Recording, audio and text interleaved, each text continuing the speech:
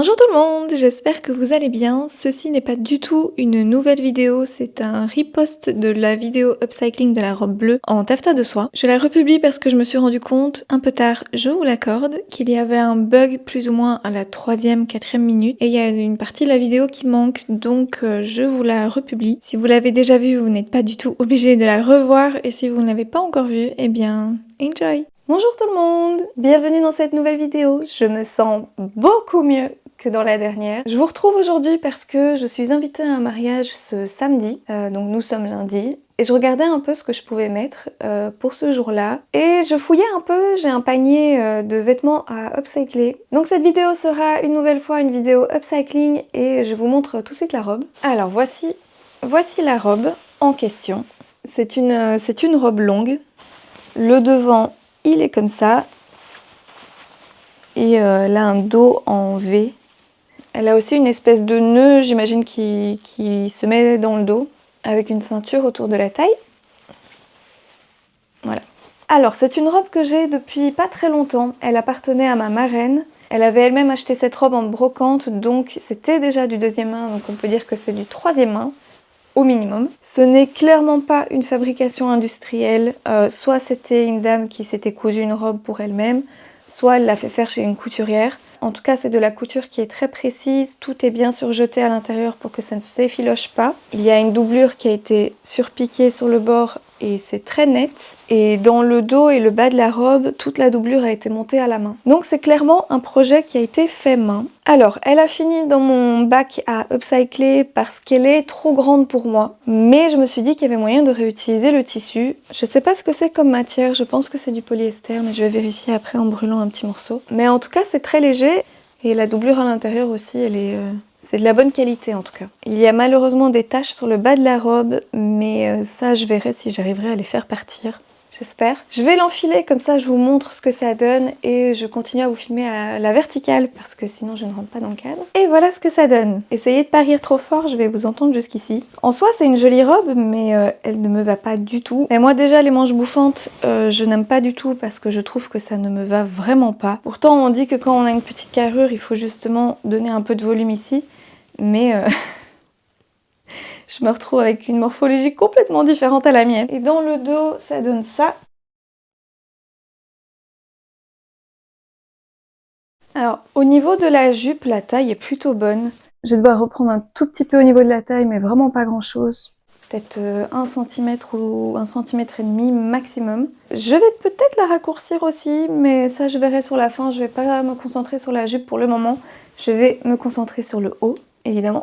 Alors, étant donné que le mariage est le 3 août, il va faire chaud, donc je pense plutôt à quelque chose en triangle avec des bretelles. Et est-ce que je profiterai pas de cette matière pour faire des plis? Parce que je trouve qu'elle reflète bien la lumière. Évidemment, tout ça va dépendre de la quantité de tissu que j'ai, je ne saurais pas tout faire. J'avais fait un patron un peu en triangle comme ça avec des plis il y a des années. Je vais voir si j'arrive à le retrouver parce que je pense que ça serait plutôt pas mal. En tout cas, si ça rentre dans ce tissu-là, j'ai pas un look un peu années 60 avec ça? J'ai envie de voir ce que ça donne avec le nœud. Quelque chose me dit qu'il y a une technique pour fermer ce nœud et je ne sais pas laquelle. Parce que là, ça ressemble à rien. On est d'accord, c'est pas un nœud ça. C'est plutôt une floche. Ça me donne un look un peu années 60, 70, je sais pas. J'imagine trop ma grand-mère en train de faire la fête là-dedans. Maintenant, je vais l'enlever, je vais déjà découdre le haut et puis je vais voir ce que j'arrive à en faire.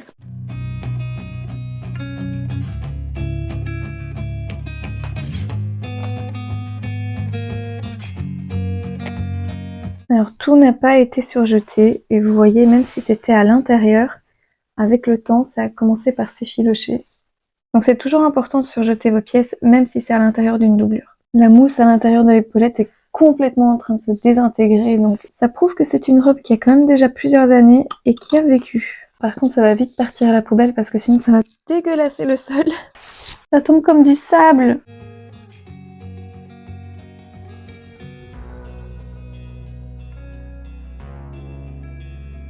Voilà ce qu'il reste de la mousse d'épaulette.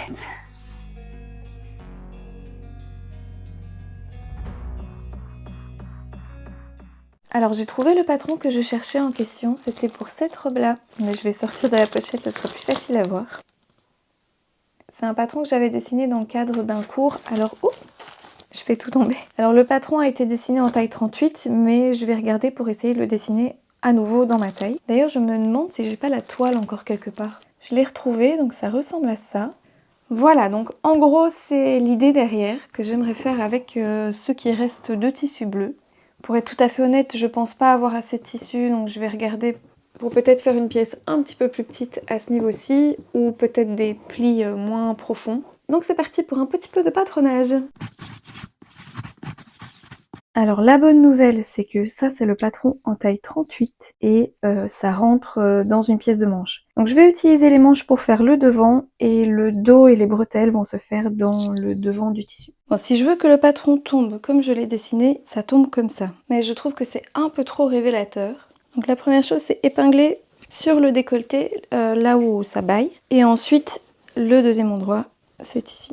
Par contre, j'ai l'impression que je me retrouve avec une pointe du coup. Bon, en fait, je vais plutôt réduire ici en dessous. Bon, j'épingle tout ce qui baille et puis on verra. Hein. Il y a un truc qui va pas. On recommence. Ah, je suis fatiguée. Bon, je galère. Hein. Ça fait partie du patronage, en tout cas, quand on n'est pas doué. Bon, je sens qu'on arrive quelque part. Je vais devoir un peu épingler dans le dos aussi. J'aurais bien aimé être contorsionniste. Voilà, là c'est bien plaqué. Dans le dos, c'est bien plaqué. Sur le devant, si je me penche, ça ne baille pas. C'est très important. Voici la toile numéro 2 qui est plutôt désastreuse. Je me retrouve vraiment avec un amas de matière ici qui est juste vraiment pas flatteuse. Mais du coup, à partir d'ici, j'arrête de faire des calculs de patronage. Je vais plutôt essayer de procéder par moulage. Alors, je vous retrouve le lendemain. Je vais pas vous mentir, j'ai galéré ma vie. J'ai un peu procédé aussi par moulage sur le buste ici, qui n'est pas tout à fait mes mesures. Et comme c'est quelque chose d'assez ajusté au corps, c'est pas évident de faire en sorte que ça tombe bien sur moi en fait. J'ai suivi un cours de patronage il y a 4 ans et je n'ai plus jamais rien fait. Donc si vous suivez un cours de patronage, je vous conseille de continuer à vous entraîner. Même si c'est juste sur des bustes de demi-mesure, au moins vous continuez l'exercice et vous n'oubliez pas certaines bases essentielles. Alors ça c'est la toile numéro 2, ça a l'air bien comme ça sur le mannequin, mais en fait quand je la mets sur moi, il n'y a pas vraiment de maintien de tissu. Et du coup ce que j'ai fait, parce que à la base j'avais pensé faire un dos nu comme ça jusqu'en bas, mais sur ma troisième toile, je ne l'ai pas encore faite mais le patron est prêt donc ça je vais vous montrer. Sur ma troisième toile, le dos va monter un tout petit peu plus haut et en fait ça va servir vraiment à donner un certain maintien au tissu devant. C'est la solution que j'ai trouvée pour le moment, c'est d'agrandir un petit peu le dos, de remonter un peu ici parce que en effet sur le premier patron j'étais arrivée beaucoup trop bas et donc c'était un petit peu trop dénudé à mon goût. Donc je vous montre le patron ici de la troisième toile, ensuite je monte la toile et on va croiser les doigts très très fort que ça tombe bien et j'aimerais arriver à la fin de ce projet avant le mariage. Du coup ça ce sont mes patrons de base. Cette fois-ci j'ai juste décalqué mes pièces sur du papier patron. On va commencer par le devant parce que c'est un peu le plus complexe. J'ai fermé la pince poitrine qu'il y avait ici et donc ça s'est ouvert sur le bas. Ensuite, j'aimerais qu'il y ait une croisure, donc à partir du milieu devant, j'ai rajouté 3 cm par ici. Et j'ai tracé le contour de la blouse. Ici, ce sera le décolleté et l'emmanchure. J'ai mesuré où je voudrais que les bretelles commencent, donc ici, elles sont à 8 cm de la ligne d'épaule. Après avoir tracé le décolleté à ce niveau-ci, j'ai coupé une petite pince de 1 cm que je suis venue refermer. Je fais ça pour éviter que le tissu baille au niveau du décolleté, donc ça va plus se plaquer sur la poitrine. Le fait d'avoir fermé cette pince-ci a ouvert davantage la pince que j'avais ici. Et ensuite, j'ai mesuré l'ouverture qui était ici et je l'ai divisée en deux. Une partie à ce niveau-ci, donc ça va être le premier pli qui part un peu en diagonale, et le deuxième pli à ce niveau-ci. Et pour le dos, bon, on voit moins bien à cause du papier, mais en gros, on ne travaille que sur le bas. J'avais une seule pince de 3 cm ici, et je l'ai divisée en deux pinces de 1,5 cm, parce que j'aimerais avoir des découpes. Donc mon dos sera en 3 pièces. J'ai mesuré au milieu dos la hauteur de la pièce que je voulais, j'ai mis 9 cm. L'emmanchure ici, elle arrivait à la ligne de poitrine, et donc à partir de la ligne de poitrine, j'ai retracé la courbe jusqu'à atteindre le haut du milieu dos. Du coup, pour le dos, je me retrouve avec ces 3 pièces. Et pour le devant, je me retrouve avec une pièce comme ceci. Alors, pour tracer les valeurs couture sur le bas, l'idéal est de fermer ces plis. Faites bien attention quand vous pliez votre papier, de bien plier dans la même direction que vous allez plier votre tissu. Parce que si vous faites dans l'autre sens, vos valeurs couture ici en bas ne seront pas les mêmes. Vous prenez votre règle ou votre latte si vous êtes en Belgique. Et moi je vais mettre 1,5 cm de valeur couture. Toujours en gardant vos plis fermés, vous pouvez le découper. Et vous vous retrouvez avec les bonnes valeurs de couture. Et voilà mes pièces de patron. Et surtout, j'ai failli oublier, n'oubliez pas de mettre votre droit fil. Ok, donc voilà ce que ça donne pour la toile numéro 3. Je suis pas trop mécontente de façon générale, mais il y a encore des choses à régler. Je vais chercher des épingles. Au niveau du décolleté, ça baille encore un petit peu, donc je vais épingler ici pour que ça soit bien plaqué. Et alors c'est un petit peu trop large, ça se voit surtout dans le dos. Donc je vais y mettre des épingles et je vous montre ce que j'ai fait.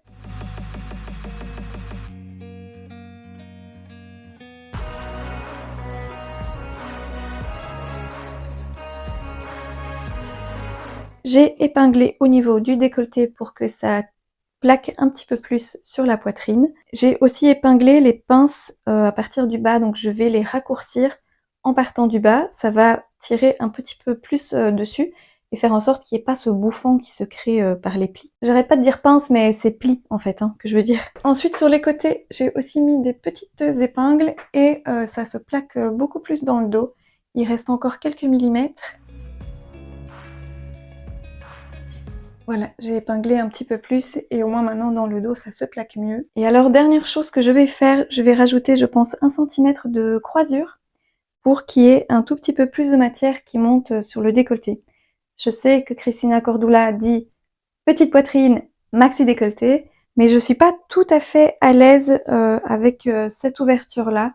Donc je préférais qu'elle ait un petit centimètre un peu plus couvrant. D'ailleurs je vais noter là où j'aimerais qu'il y ait 1 centimètre en plus. Voilà, donc comme ça je sais qu'à partir de ce niveau-ci, sur le patron, il faudrait que j'augmente de 1 centimètre. Voilà pour cette toile numéro 3. Alors c'est pas encore nickel, il y a encore du boulot à faire, mais j'ai l'impression d'aller dans une bonne direction, en tout cas je l'espère, parce que ça prend quand même beaucoup de temps. Je vais retravailler un petit peu le patron et ensuite il faut que je corrige aussi la jupe parce que la jupe a des soucis au niveau de la couture de côté qui n'est pas tout à fait droite. Donc je vais aussi devoir la défaire entièrement, mais une chose à la fois, je vais d'abord faire le top. Partout où on a épinglé, on va venir tracer.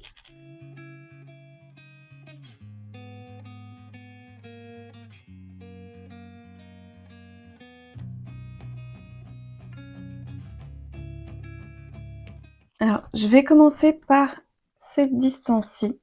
Donc si j'enlève d'un côté et de l'autre, on va additionner les deux. Donc ici, j'ai 3,5 cm et de ce côté-ci, j'ai 2,5 cm. Ça fait 6, divisé par 2, 3. Donc on va retirer de chaque côté 3 cm. J'aimerais bien les répartir dans les 3 différentes coutures pour que ça soit un peu plus harmonieux et que ça déséquilibre pas toute une pièce. Donc vu que j'ai 3 cm à enlever, on va enlever 1 cm par morceau. C'est-à-dire que je vais prendre 0,5 de chaque côté et ça me fera 3 cm.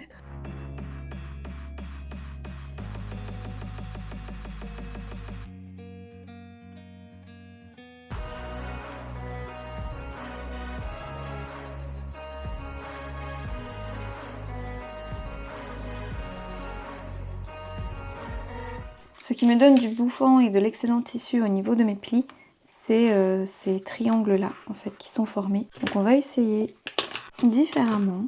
Je ne sais pas ce que ça va donner, mais on va essayer. Et une dernière chose, je voulais rajouter 1 cm au niveau du décolleté.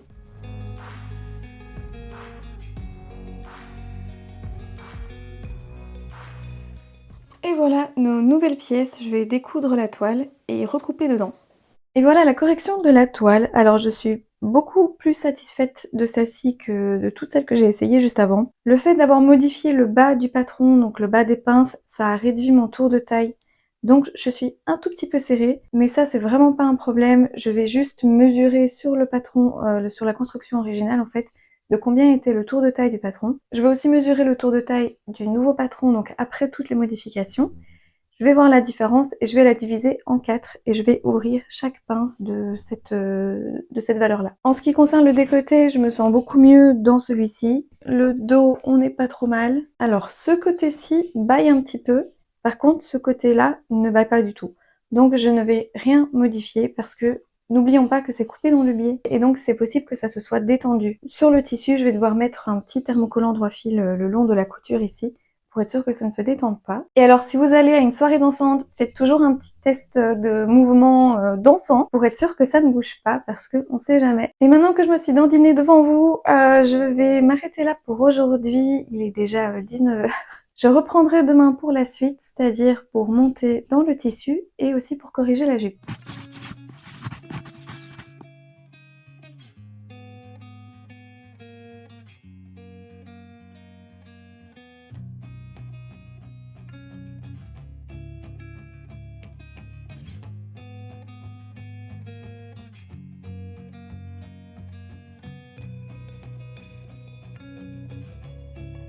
Je vais aussi brûler un morceau de tissu pour voir la matière, mais à mon avis c'est du polyester.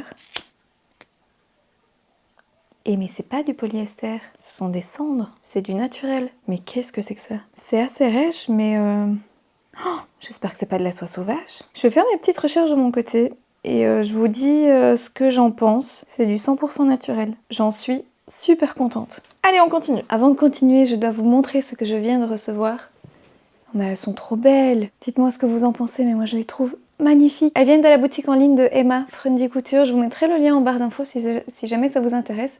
N'hésitez pas à aller faire un tour. Elle a des jolies petites étiquettes et des magnifiques boucles d'oreilles et petits bracelets aussi en rapport avec la couture. Je vous reprends par terre, hein, vous avez l'habitude maintenant, parce que je voudrais vous montrer un problème qu'il y a sur la jupe qui sera pour moi plutôt difficile à corriger. Donc j'ai décousu les côtés et quand je place le dos et le devant l'un contre l'autre, on voit en fait qu'il y a un grand décalage dans les coutures. Au niveau de la taille, on a quelque chose comme 6 cm de différence entre le dos et le devant et cette différence vient se réduire jusqu'à disparaître en fait. Sur le bas, on va dire qu'elle va être bien sur le côté du corps et puis la couture en remontant va venir plutôt sur l'arrière. Et c'est un problème pour le tombé de la jupe, c'est ce qui fait en fait qu'elle ne tombe pas bien. Le problème que j'ai, c'est que c'est pas vraiment facile pour moi de le corriger étant donné que, comme vous l'avez vu à l'essayage, la jupe n'est pas trop grande. Au niveau de la taille et des hanches, on est bon en termes de mesure. Donc je ne peux pas réduire le devant pour correspondre avec le dos parce que je vais juste me retrouver avec une jupe beaucoup trop petite que je ne pourrai pas enfiler. C'est pas ce qu'on veut. Alors il y a une solution. Heureusement, le couturier ou la couturière a laissé une grande marge de couture ici sur le milieu dos. Donc je vais pouvoir défaire les pièces et puis les recouper le dos et le devant pour un peu rééquilibrer les coutures. Mais alors là où j'ai un autre problème, c'est que le tissu a été abîmé à tous les endroits où ça a été piqué. Et ça, je ne pense pas que je vais pouvoir le récupérer. Donc même si j'aplatis bien au fer et que je lave et que je recoupe, je vais me retrouver avec des petits trous comme ça au niveau des fesses. Malheureusement, je n'ai pas vraiment d'autre solution parce que étant donné que c'est une jupe droite, déjà on n'a pas beaucoup de matière pour jouer avec, ça doit rester une jupe droite. Et mais comme elle est à ma taille, je ne peux pas la réduire non plus. Donc je n'ai pas 36 solutions. Je vais essayer tant bien que mal de faire disparaître tous ces petits trous.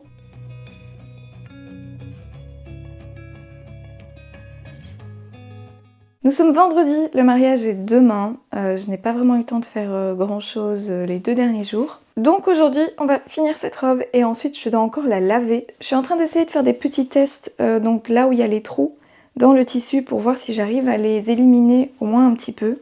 Je vous déplace comme ça, je vous montre un peu comment je fais. Du coup, j'ai fait un test sur un petit coin de la jupe. J'ai d'abord pris de l'eau que j'ai sprayé dessus, juste pour un peu humidifier.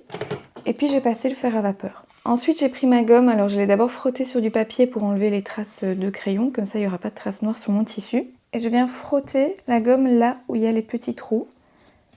J'essaye d'aller dans le sens des fibres. Alors, on fait des mouvements haut et bas dans le sens de la fibre chêne, par exemple. Et ensuite, des mouvements droite et gauche dans le sens des fibres de trame.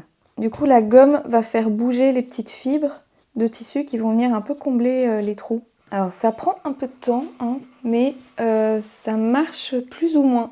Donc ici on voit bien les petits trous à travers. Et là où j'ai frotté avec la gomme et où j'ai mis de l'eau, c'est cette partie-ci. Et on voit un peu moins à travers. Je pense que c'est le mieux que j'arriverai à avoir. Je dois encore la laver, donc peut-être qu'avec l'eau chaude et le savon, ça va encore se resserrer un petit peu. Mais je pense pas que j'aurai un meilleur résultat que ça. Du coup, si vous avez d'autres trucs et astuces pour essayer de récupérer les tissus qui ont des petits trous, n'hésitez pas à les partager en commentaire. Ça peut être très utile pour beaucoup de personnes.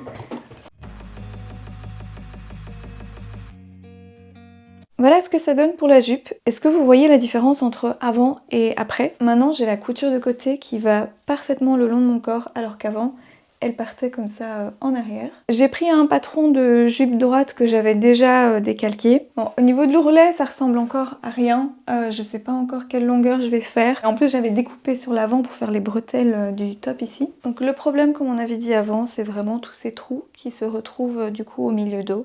Et ça, je vais essayer tant bien que mal de les enlever. Elle est terminée et je l'adore! Alors en conclusion, le patronage, ce n'est pas mon fort. Clairement, j'ai galéré pour arriver au résultat auquel je suis arrivée. Créateur, créatrice de patron, vous avez tout mon respect. Ça faisait très longtemps que j'avais plus fait de patronage et j'avais complètement oublié à quel point c'est compliqué de passer d'une idée en tête, en tout cas d'un tombé spécifique, d'un rendu spécifique qu'on veut d'un vêtement et de le retranscrire sur un patron papier, ce n'est vraiment pas facile. En ce qui concerne la robe, j'ai une bonne et une mauvaise nouvelle. Je vais commencer par la mauvaise. Je n'avais pas fait attention à un détail très important de l'invitation de ce mariage qui est aujourd'hui. Je me suis rendu compte hier après-midi dans l'invitation en fait que c'est un mariage décontracté. Je vais quand même y aller chic, mais si j'arrive en robe de soirée, je vais être complètement à côté de la plaque. Donc malheureusement, je ne vais pas la porter aujourd'hui. La bonne nouvelle du coup, c'est que je ne suis plus en course contre la montre et je vais vraiment pouvoir prendre le temps de la faire tremper dans du savon doux et d'essayer au maximum d'enlever les éventuelles taches sans abîmer le tissu. Prendre le temps aussi d'essayer de gommer les petits trous qu'il y a un peu partout dans le tissu, en tout cas de les atténuer au maximum. Et j'aurai prochainement des événements où je pourrai la porter, en tout cas elle est au top de ma liste de la prochaine robe de soirée que je porte. En ce qui concerne la matière, j'ai fait un petit peu mes recherches et ça se rapproche le plus d'un taffetas de soie. Je n'avais jamais utilisé cette matière, je ne l'avais jamais cousue, donc c'est pas évident pour moi de la reconnaître. Mais en tout cas dans le rendu, dans le toucher, dans la couleur aussi, lorsqu'on brûle un morceau de tissu, tout se rapproche à de la soie. Donc j'étais loin d'imaginer que j'étais en train d'upcycler une robe en taffetas de soie. Moi je pensais que c'était du polyester. En tout cas c'est la conclusion que j'en ai tirée. Donc si vous pensez que ce n'est pas du taffetas de soie mais que c'est une autre matière, n'hésitez pas à le mettre en commentaire, comme ça je peux aller un peu faire des petites recherches et voir si en effet ça se rapproche plus à une matière ou une autre. Je vous laisse maintenant avec les vidéos du vêtement porté. Si vous êtes encore là, merci beaucoup d'avoir regardé cette vidéo. N'hésitez pas à mettre un petit pouce en l'air ou un petit commentaire, ça fait toujours plaisir. J'espère que cette vidéo vous a plu, j'espère que l'upcycling vous a plu également. Prenez soin de vous et je vous dis à bientôt dans une prochaine vidéo.